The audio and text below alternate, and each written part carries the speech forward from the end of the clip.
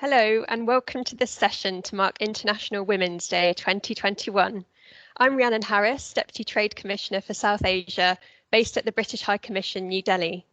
As part of our commitment to gender equality, the British High Commission India Network launched last year the UK and India Pledge for Progress campaign, with over 100 partners from business, civil society and academia to collectively mobilise to break down gender stereotypes and build greater gender equality. The UK India Business Council is one of our Pledge for Progress partners, and I'm delighted to chair this session with them today. There are many areas where women's representation is improving, with increasing numbers on company boards, being heads of state and becoming leaders in male-dominated spheres like science and tech. But there is sadly still a long road to achieving gender equality, and this affects women across a range of spheres. One of our pledge strands is about embedding gender equality throughout our activities, and with our partners, we want to see that too in the way we grow our UK-India trade and investment relationship. Indian companies are major investors and employers in the UK and vice versa. TCS, for example, is regularly voted as one of the top graduate recruiters in the UK, and they are ahead of the curve on female representation compared to other players in the sector. We will hear more on this shortly from Ramkumar Chandrasekaran, HR Director for TCS UK and Ireland, where he is responsible for the end-to-end HR function for over 18,000 UK employees. We also have with us Patricia Hewitt, a former chair of the UK India Business Council and, of course, a member of Tony Blair's cabinet for 7 years. Patricia served as Secretary of State for Trade and Industry and later the Department of Health. She held the Women and Equalities portfolio and has been a champion of gender equality throughout her life. She is now a member of the UK's Board of Trade, which advises the Secretary of State for International Trade. And I wanted to start, Patricia, with a question for you. You've been involved in gender equality throughout your career. What's your perspective on the gender equality journey the UK's been on and is on, and how does that manifest in business? I was thinking about this and realising that I started campaigning for women's rights and gender equality 50 years ago when I was a student. So I can look back, God, it feels awful saying it, but I can look back on half a century and see how far we've come.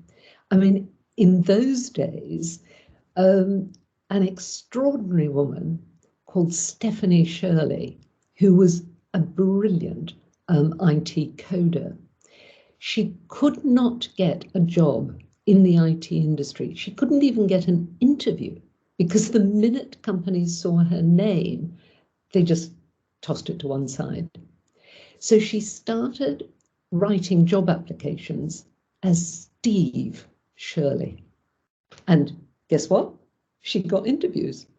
And she still struggled to get jobs. She set up her own business. She became one of the most successful business founders in the early IT space. Quite extraordinary woman who finally was recognized with a damehood in her real name of Dame Stephanie rather than Dame Steve. But, you know, that was symbolic of what was going on, really, back in the 70s, when women were routinely paid less per hour for doing an identical job to a man, because, of course, everybody knew that women's jobs were pin money, and you had to protect the family wage, which was the male breadwinner, and even the unions, you know, were negotiating those unequal rates. So, you know, things like that. Things like women not being able to get a passport or a bank account in their own name, but having to take, you know, their husband's surname, all that sort of thing. When I tell, you know, my daughter and her friends about this kind of thing, they really can't believe, you know, that in living memory, this was still going on. So thanks to, you know, my generation of feminists and making a thorough nuisance of ourselves and demanding equality and getting the Equal Pay Act, getting the Sex Discrimination Act, a lot of those things have changed. And in business, I mean, we were making the argument in the 70s that business couldn't succeed fully if they weren't using half the human talent pool. And now, of course, pretty much every business gets that. But in those days, you know, we were regarded as kind of completely sort of mad left-wing feminists for daring to say such a thing. So huge change. And I now look around with just such pleasure at the number of women doing senior jobs that there were almost no women doing when I was young. You know, Rhiannon, the job you're doing, Liz Truss, our Secretary of State for International Trade, you know, huge progress, but still so far to go. And again, talking to my daughter and her friends, looking at what's going on amongst younger women, the Me Too movement, or of course globally. I mean, just, you know, yesterday's news about that, you know, the horrifying killing by the Taliban of 3 women journalists in Afghanistan. Just one example of the violence against women that I sometimes feel is worse now than it was 50 years ago. So we've come a long way, but my goodness me, we still have a very long way to go.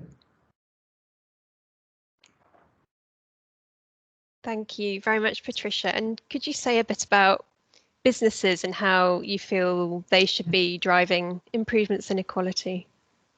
Well, fundamentally, we know that businesses that have got a diverse workforce and diverse leadership actually do better.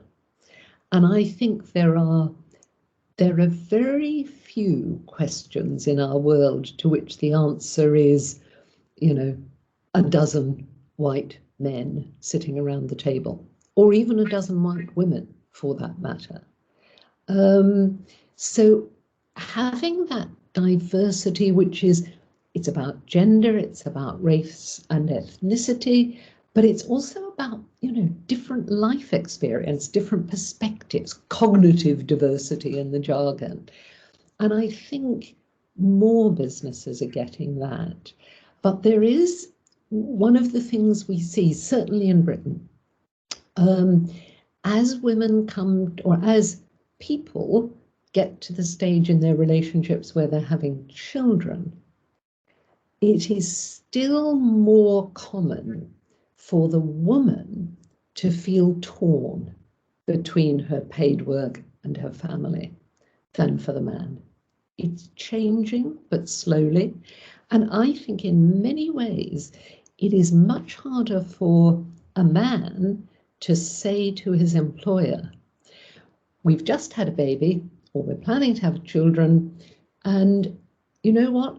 I want to work 3 days a week, 4 days a week. I want to vary my hours in order that I can balance work and family better. And when I was in the cabinet, I introduced the law in Britain giving parents of young children, both father and mother, the right to ask their employer for different working hours.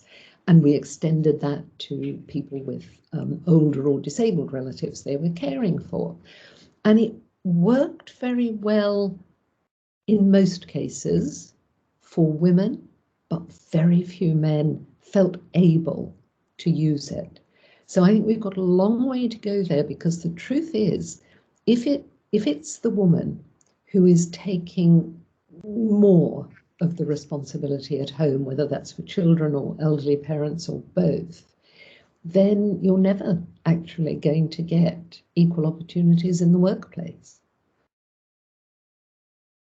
Thank you. It sounds like we've got a huge amount to be grateful for of the trailblazers like you, and it's incumbent on us to take the baton forward. Reflecting on your comments there about parental shared responsibilities, I've been really encouraged in recent years within the civil service, with its ambition to be the most inclusive employer, seeing increasing numbers of male job shares and men choosing to go part-time when they have families. So I think there's signs to be hopeful, and long may that continue. Ram, turning to you, could you tell us a bit about TCS's approach to gender equality? What's TCS doing that's working, and what are your future plans? Thank you. Yes, very much. In fact, thank you, Patricia, for sharing the story. I think the Shirley story is extreme, very, very powerful. I still keep thinking about that. It also is a reminder of how long a coder who had to change her name to get a job interview, and also a reminder that how the path that we have come and progress that we will have to make still further. See, coming to TCS, yeah, so we are about, what, 28% in terms of gender diversity in the UK, but a fact that we are absolutely not proud of at all. Because I strongly think we can do a lot more on gender diversity if we are to remain competitive and innovative as a business. Particularly if you look at overall, as a global organization, we are close to 40%, which itself we are trying to improve. And at TCS UK, we are 28%. So we think we have a lot of work to do in that regard. And see, what are the things that we are doing and we are hoping to improve on? See, for any organization which is serious about gender diversity, TCS included, we need to approach this in two levels. The first, most important, is creating the right culture.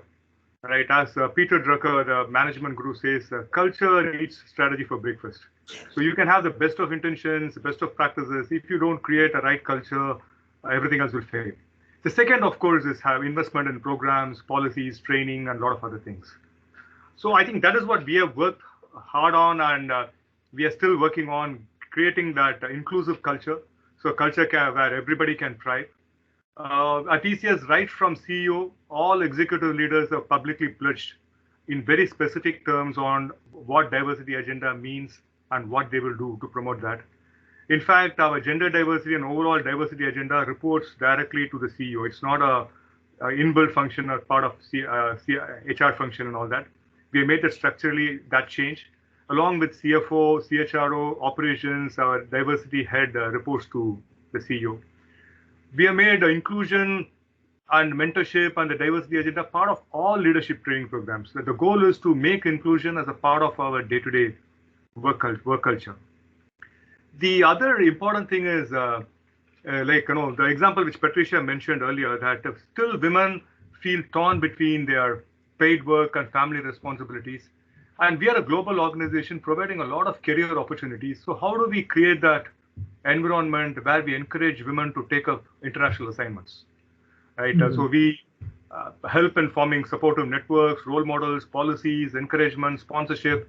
In fact, I'm happy to say one of the metrics we are really happy is we have close to more than 1,000 women in UK who are deputed internationally to UK assignments, right? So we fundamentally question why should, earlier we used to have a situation where women always follow their husbands on their international move. Why can't we change that? See, we are part of the society, but as an organization, we can provide a lot of things to help them achieve their career moves. So these are the things. So our focus is on culture. Next is we provide a lot of investment and training, sponsorship and mentorship for women as well as male leaders to sensitize them. So these are the things. We have a very active employee network, gender diversity network. We call it HIVE. So they work with us on policies to make sure that that is supportive. What we are doing in future, see, actually UK industry average is only 17%, and there is a reason for that. Very few girls actually, compared to other countries, for example, the other countries where we operate, Finland, Germany, even India, Israel, the number of women, girls choosing technology careers is much higher. I think I'm right about the statistics. It's somewhere pretty low. It's about only 15% of the girls choose STEM careers in the UK. So for future, what can we do to address that? So we have a program called Digital Explorers, Girls in AI, where right at the school level, we invest a lot in terms of inspiring girl students to take up STEM careers. We are partnered with Queen Mary's Universities, where we sponsor about 20 students every year. 10 of them, 50% of them minimum has to be girls. And we hope to recruit them. So we work with women entrepreneurs as a part of Good Growth Network. A lot of things basically to create an ecosystem where more girls are encouraged to take STEM careers. And hopefully we will benefit from that at a later point of time. Thanks very much, Ram. It's fantastic to hear that you're investing not only in the here and now, but in the future. And if you had to give 1 or 2 top tips to other businesses about how they can drive change in their own organizations, what would you say? I think I'll get back to, based on our own experience, you need to create the right culture, and you should have very, very clear commitment from at the boardroom, at the top leadership, on what your agenda is, what you seek to promote, and we need to role model that behavior. Because I think, again, I'll come back to the fact that more than strategy, creating the right culture for where women can thrive, that's very, very important. Thank you. Well, I could talk to you both all day, I think, about this topic, and thank you so much for sharing your amazing insights. Sadly, we've not got time for more, and that's going to conclude our session. But let me say thank you once again, and thank you to the UK India Business Council for organising this. I wish everybody watching a very happy International Women's Day.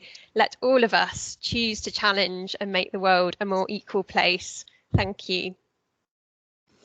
Thank you very much. Thank you, and happy International Women's Day.